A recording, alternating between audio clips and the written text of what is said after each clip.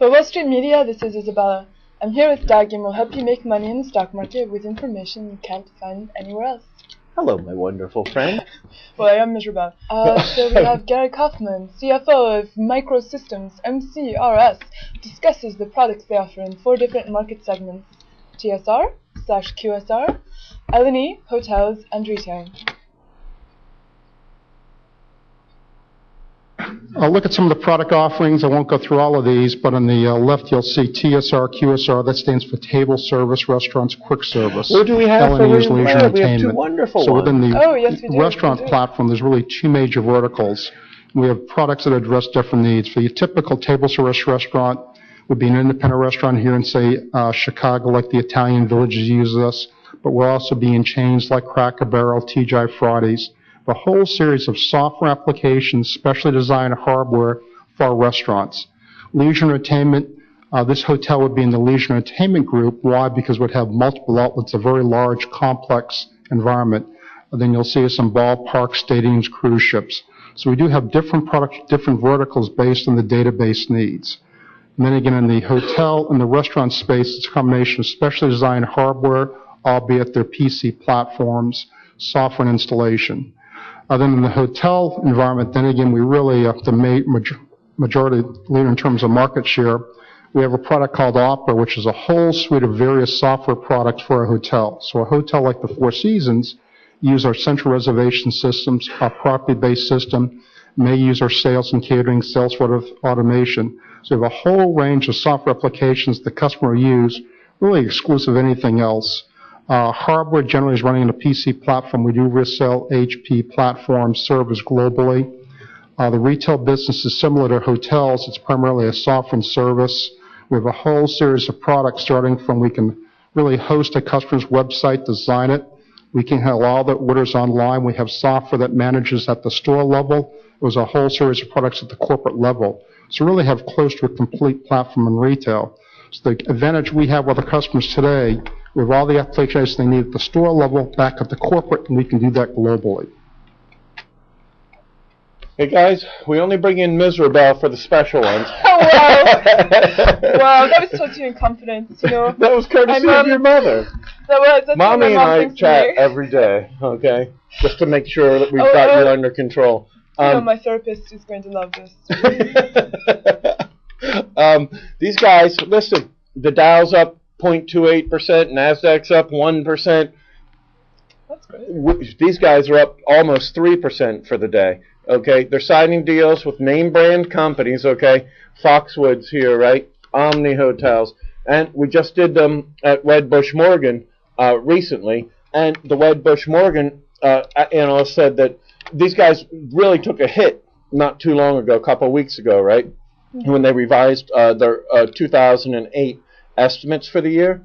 And the Wedbush Morgan analyst, who, you know, I'm highly critical on here, but I happen to like Wedbush's analyst, and it's Gil Lauria, said the company's full-year outlook was even more conservative than usual, and that their revised lower figures offer an unlikely scenario and a highly unlikely sequential decline. Okay, they picked up some of the ground, and this would be a perfect example of why you should be listening to William Blair, be a William Blair client, and I'm not on commission. They bring you good, solid companies. This is the kind of management team that you want, okay? Especially in turbulent times, or somebody who, another analyst, I've never seen that before, say their revision down is highly unlikely, factoring in highly unlikely sequences, okay? They're being conservative rather than, you know, building up and overhyping and under-delivering. And this is good, solid Midwestern thinking. Wonderful. Doug, golf clap for this one. I'll clap as well. Yes. No, I have absolutely no idea what you just said. But I'm so happy when you began to speak to me, I felt, you know. Such a ray of hope. God bless French women. But, what do we have next? But I assume I'm not fired. So you can stay for the rest of the show. Oh, I can. Okay, to read. I can read. This was We're waiting. Kindergarten was We're waiting. Oh, you're waiting. Oh boy, now I'm going to be difficult. That would be a big change. Well, I am miserable. That's awesome. Gordon Parnell, VP and CFO of Microchip Technology Incorporated, MCHP, discusses the 32-bit microcontroller product solution introduced late 2007. Next, I want to tackle the 32-bit area. 32-bit area was announced to the marketplace in November of 2007. I think many of our analysts and investors were surprised that we came to market with a 32-bit solution as quickly as we did. And I think that really shows how we kept this in incubation, working with particular customers to help us analyze and wring out the product and bring it to the marketplace very effectively. This chart shows again the common development platform, the continuation of the support that our customers can look to from a software, a peripheral, compatibility that will help them in terms of their knowledge and understanding of microchip moving through these particular product areas. It opens up the opportunity for new customers, customers who perhaps didn't see microchip having the roadmap to support their needs as they grew. It also opens up opportunities going down the chain as customers see more credibility in our 16-bit solutions potentially. We saw that result in our high-end 8-bit solutions as we brought the 16-bit capability to the marketplace. So again, this is a story that helps to complete our embedded control solution for our customers.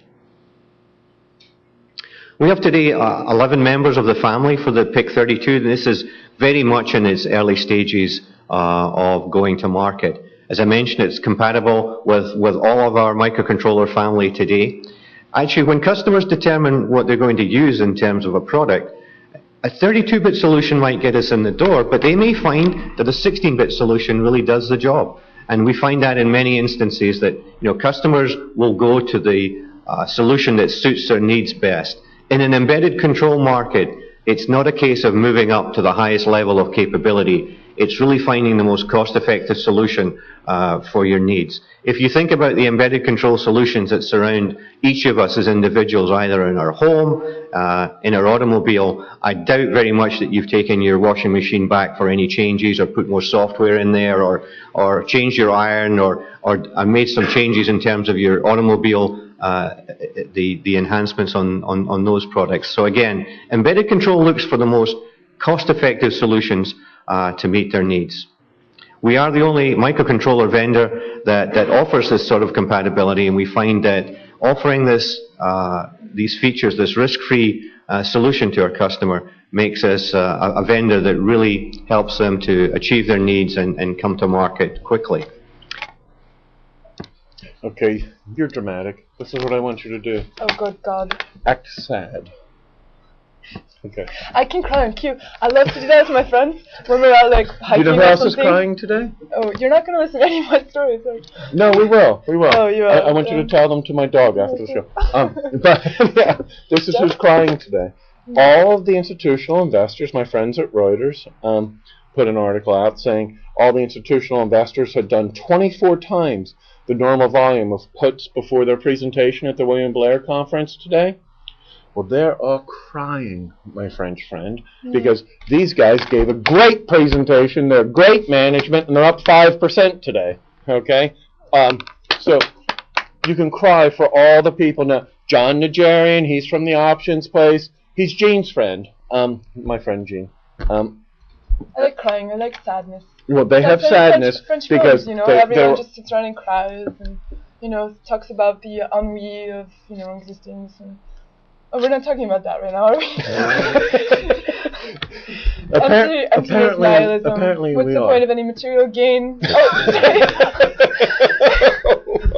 you said be sad. I mean, I'm digging deep, okay? Okay, I want to be sad for like this. 1 second. Oh my God, sorry. Okay, and then sit you gotta be and careful think about something deep.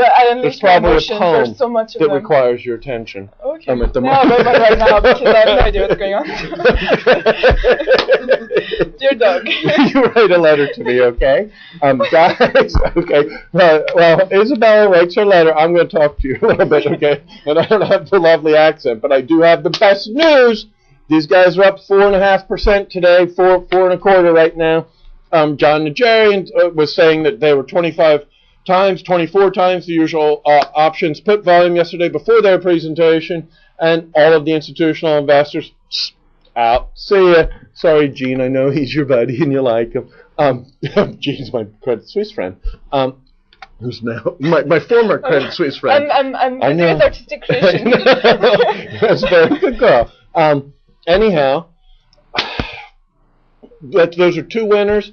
You guys, you want to click through, they link to it from their homepage, and you listen to this whole presentation, and you can see why they're up today. All right, time to stop our story. Now we've got to say goodbye to the nice people. Okay, we'll be back tomorrow with some William Blair highlights. Do you want to do one now? Oh, sure. Could you bring back? Could you act happy? Oh, yes. Okay. I mean, I am just superficial. All my emotions are merely, skin deep. You're a model. Vika Sinha, SVP and CFO of Alexian Pharmaceuticals, ALXN, discusses the Solaris product, which is their first commercial product, with an initiative in the US and UK. Stanley Bergman, CEO of Henry Schein HSIC, discussed the company's operating margin expansion and their internal sales growth. Fred Robertson, CEO of Tomo Therapy, Tomo, said they play in a $2.5 million cancer market that's growing at 10 to 11% per year. Oh, it's got to be billion.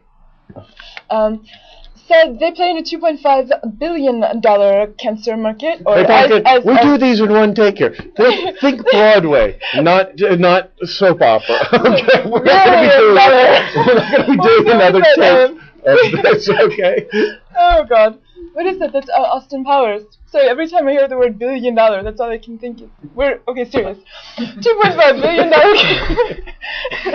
cancer market that's growing at 10 to 11% per year. He mentioned that they recognize revenues after customers have accepted the product, and because of this, revenues can be lumpy on a quarterly basis. That's what it says, lumpy.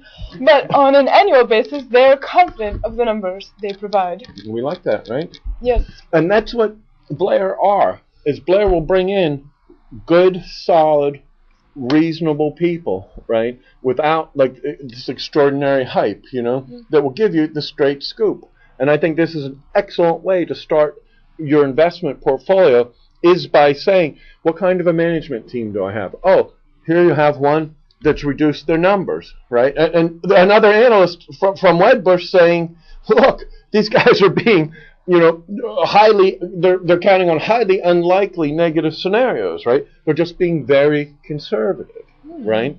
And good common sense. And that's who we like to be stewards of our money, especially in turbulent times. Indeed. Guys, new Covester, open. It's out of beta, so you can look and follow everything. You don't have to put your portfolio in right away, and you can get ideas. It's free. And I wrote a poem, but I think we don't have time for my poem. And you did write a poem. Yeah. What did you write? Dear Doug. Nothing. Okay, we won't be okay. Wow, I'm now crushed, but the uncrushed people will be here every day at Wall Street Media. You can find us directly, or them, the uncrushed ones, at WSMCO.com. Thank you.